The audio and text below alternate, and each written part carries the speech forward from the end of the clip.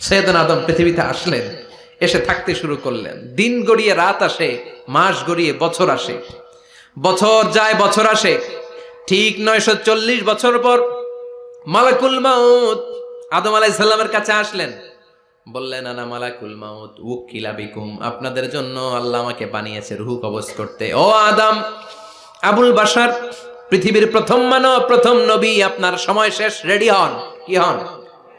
খেলা শুরু হবে, এখনই রূহ কবজ করে নিয়ে যাব।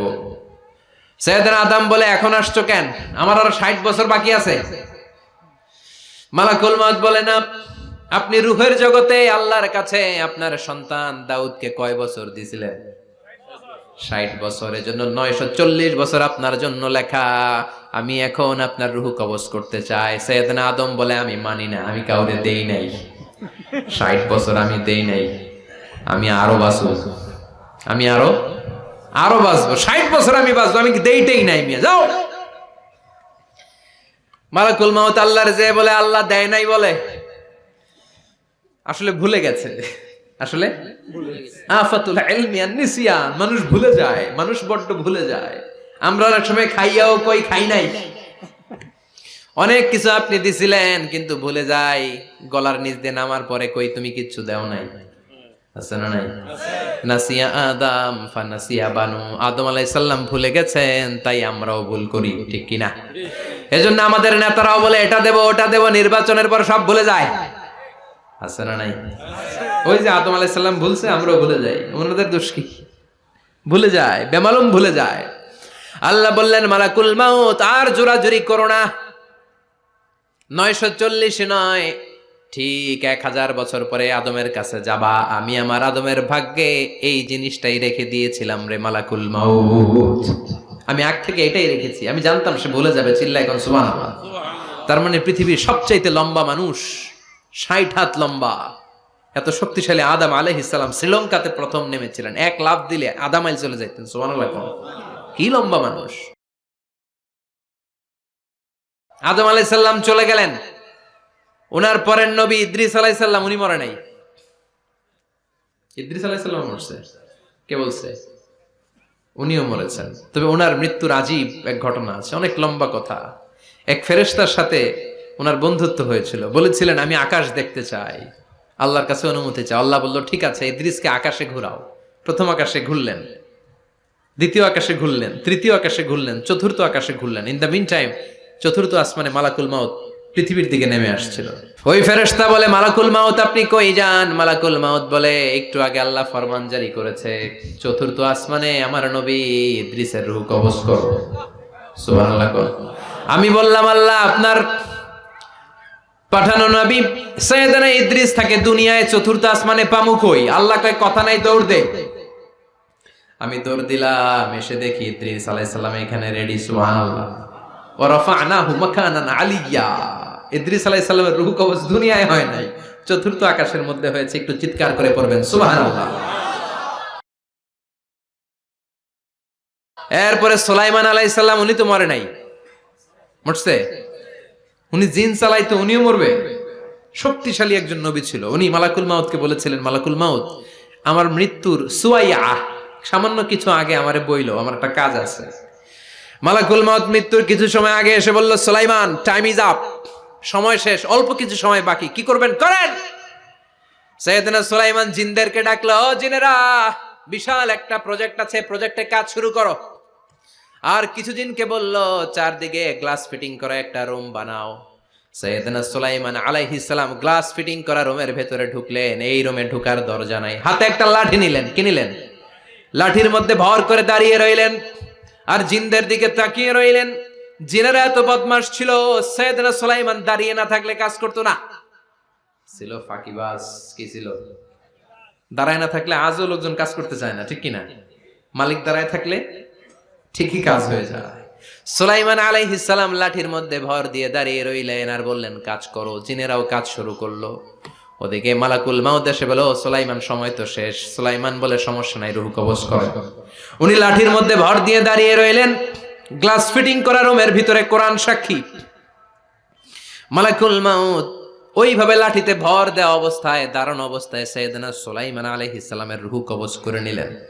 উনি এমন ভাবে দাঁড়িয়েছেন, রূহ চলে গেল, লাশ হয়ে দাঁড়িয়ে রইলেন, লাঠির মধ্যে দাঁড়িয়ে আছেন, জমিনের মধ্যে লুটিয়ে পড়ে নাই। সুবহানাল্লাহ। জিনগুলো দূর থেকে ভাবলো বস তো দাঁড়ায় আছে। কে দাঁড়ায় আছে? জিনেরা মনে করছে বস দাঁড়ায় আছে, কাজ করতেই হবে। করতে করতে পুরা প্রজেক্টের কাজ শেষ। ইন দ্য মিন টাইম ঝিঝি পোকা, উই পোকা, যেই পোকা কাঠ খেয়ে ফেলে, এই কাঠ খাওয়ার পোকা সুলাইমান আলাইহিস সালাম লাঠির ভেতরে ঢুকে লাঠিও খেয়ে ফেলেছে। সাইয়েদনা সুলাইমান আলাইহিস সালাম ধপাস করে জমিনে পড়েছে। আর জিনেরা কয় হায় হায়, খালি খালি কাম করছে এতদিন। সুবহানাল্লাহ কইবেন না? সুলাইমান আলাইহিস সালাম বাঁচতে পারে নাই, চলে গেলেন। মুসা আলাইহিস সালাম মরছে? উনি মরবে কেন? উনি তো খালি মারে। মরছে? এক থাপ্পড়ে ফেরাউনের বাবুর্চি নাই। মুখের আগে হাত চলতে কয়েকজন, এর মধ্যে মুসা আলাইহিস সালাম আছে না নাই? মালাকুল মাউত মানুষের আকৃতিতে অনুমতি না নিয়ে ঘরের ভেতরে ঢুকে গেল। ঢুকে বলে আনা মালাকুল মাউত, আমি মৃত্যুর ফেরেশতা। তো কি চাও? জিতু আন আকবাদা রূহাক, আপনার রূহ কবজ করতে আসছি। কিন্তু মুসা আলাইহিস সালাম দেখতেছেন দিব্যি একজন মানুষ, কি দেখে? আবার সালাম দেয় নাই, অনুমতি নিয়েও ঢুকে নাই। অমিয়া অনুমতি নিয়ে ঘরে ঢোকার দরকার আছে না নাই? মুসা আলাইহিস সালামের মেজাজ বড় গরম। উনি বললেন কি করবি? কয় আপনারে মারবো। কয় এদিকে আয়। মালাকুল মাউত মনে মনে ভাবে এতদিন সব মানুষগুলো আমারে দেখলে দিত দৌড়, আজকে মনে হয় আমারে দিতে হবে দৌড়। এক পা গায়ে দুই পা পেছায় সাহস করে সামনে গেলেন। আবার মুসা আলাইহিস সালাম দিলেন এরকম থাপ্পড়। ফাসাক্কাহু ফাফাকু আইনা, বুখারীর বর্ণনা, এক থাপ্পড়ে চোখ নাই।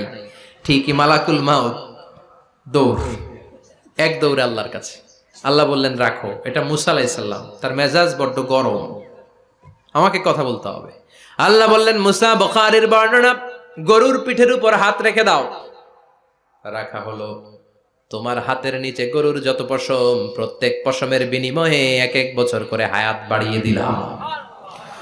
মুসা আলাইহিস সালাম অনেক চালাক নবী। উনি বললেন আল্লাহ, আমার হাতের নিচে যদি গরুর 2000 পশম থাকে, তার মানে 2000 বছর হায়াত বাড়িয়ে দিলেন, কিন্তু এক্সট্রা হায়াত যখন শেষ হয়ে যাবে এরপরে কি হবে? আগে ওইটা বলেন। আল্লাহ বললেন সুম্মাল মাউত, তারপরে তো মুসা মরতেই হবে, আসতেই হবে।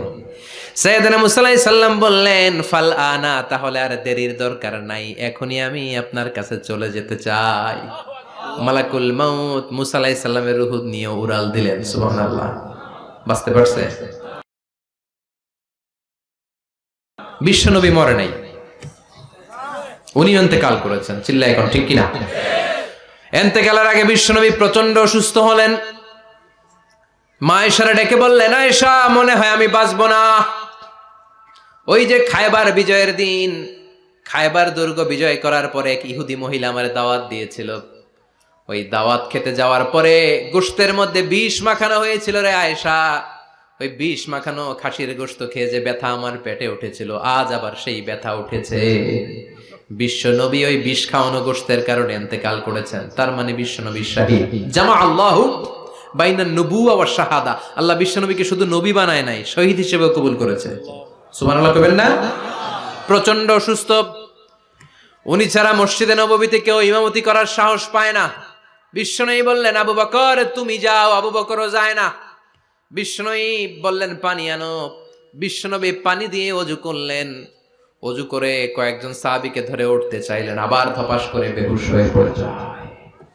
বিশ্বনবী উঠতে পারে না। আবার বললেন ঠান্ডা পানি আনো। পানির ভেতরে বিশ্বনবী 2 হাত ঢুকিয়ে দিয়ে ঠান্ডা ভিজা হাত দিয়ে চেহারার মধ্যে মাসে করলেন আর বললেন ইন্নালিল মাউতিলা সাকারাত, হায়রে মৃত্যুর কি যন্ত্রণা, হায়রে মৃত্যুর যে কি কষ্ট। ও মিয়া, বিশ্বনবী যদি মৃত্যুর কষ্টে কাতরায়, আমাদের অবস্থা কি? আমাদের নসিবে কি আছে? আল্লাহ তুমি বাঁচাও, পড়ে না আমিন। বিশ্বনবী কাঁদছেন, সাহাবারা একের পর এক দেখতে আসে, কান্নার রোল পড়ে গেল চারদিকে। বিশ্বনবীর কলিজার টুকরা নয়নের পুটুলি সাইয়্যিদাতুনা ফাতিমা বিশ্বনবীর কান্না সহ্য করতে পারে না। বিশ্বনবীকে ধরে ফাতিমা, সাইয়্যিদাতুনা ফাতিমা বিলাপ করা শুরু করে দিলেন, চিৎকার দিয়ে কান্নাকাটি শুরু করে দিলেন আর বললেন ওয়া কুরবা আবা, ওয়া কুরবা আবা, হায় হায় আমার বাবার কি কষ্ট, আমার বাবার কি কষ্ট হচ্ছে। বিশ্বনবী বললেন ফাতেমা তুমি কেঁদো না, আমার কষ্ট আজকের পরে আর থাকবে না। আজকে তোর বাবার সব কষ্ট বন্ধ হয়ে যাবে। কি যেন কানে কানে বললেন, ফাতেমা আরো কেঁদে দিল। আবার কানে কানে কি যেন বললেন, ফাতেমা হেসে দিল। বিশ্বনবীর ইন্তেকালের অনেক পর মা আয়েশার কাছে ফাতেমা বললেন, আমি যখন প্রথমে কেঁদেছিলাম আব্বা বলেছিল আমি আর বাঁচব না রে ফাতেমা। আবার কানে কানে একটা কথা বলার পরে হেসেছিলাম, আব্বা বলেছিল আমার পরে আমার পরিবার বর্গের মধ্য থেকে সর্বপ্রথম তোমার সাথে আমার দেখা হয়ে যাবে রে ফাতেমা। অল্প কয়েক মাসের ব্যবধানে সাইয়েদাতুনা ফাতেমা উনিও ইন্তেকাল করলেন। বিশ্বনবী শোয়া থেকে উঠতে পারে না। এক সাহাবীকে দেখলেন মেসওয়াক করছে। বিশ্বনবী মেসওয়াকের দিকে তাকিয়ে রইলেন। বিশ্বনবীর নিথর দেহটা পড়ে আছে। আয়েশারা যে বলবে আয়েশা মেসওয়াক দাও, বলতে পারে না। মা আয়েশা বুঝতে পেরে মেসওয়াক আনলেন, বিশ্বনবীকে মেসওয়াক করিয়ে দিলেন। এবার বিশ্বনবী বললেন, ও আবু বকর শোনো, আল্লাহ আমাকে অপশন দিয়েছে। কি দিয়েছে? আল্লাহ বলেছে নবী আজীবন থাকতে চাইলে থাকেন, আর আসতে চাইলে চলে আসেন। আমি থাকতে না চেয়ে আল্লাহর কাছে চলে যাওয়ার ইচ্ছা করলাম। সাইয়েদনা আবু বকর কান্না জুড়ে দিলেন। বিশ্বনবী বললেন, আসসালাত আসসালাত, ও আমার উম্মতেরা নামাজ তরক করো না। ইন্তেকালের আগে বললেন নামাজ ছেড়ে দিও না। আর বললেন ওয়ামা মালাকাত আইমানুকুম, তোমাদের অধীনস্থ কর্মচারীদের সাথে খারাপ আচরণ করো না। ঘাম শুকানোর আগে পয়সা দিয়ে দিও। আর হাত দুটো উঁচু করে বললেন আল্লাহুম্মা ইলার রাফিকিল আলা, ও আল্লাহ আমি আপনার কাছে যেতে চাই। এই কথাটা বলে বিশ্বনবীর হাত দুইটা ধপাস করে জমিনে পড়ে গেল। বিশ্বনবীও চলে গেলেন। থাকতে পেরেছে কেউ? চিল্লায় বলেন। এজন্য আমরা আল্লাহর কাছে ইমানই মৃত্যু চাই। কি মৃত্যু? আমরা উত্তম মৃত্যু চাই। চিল্লায় বলেন কি মৃত্যু? এজন্য মরণের আগে ইমান নিয়ে মরার দরকার আছে না নাই? নিয়মিত ইউটিউব ভিডিও দেখতে সাবস্ক্রাইব করুন। নতুন নতুন ভিডিও পেতে ঘন্টা বাটনটি চাপুন।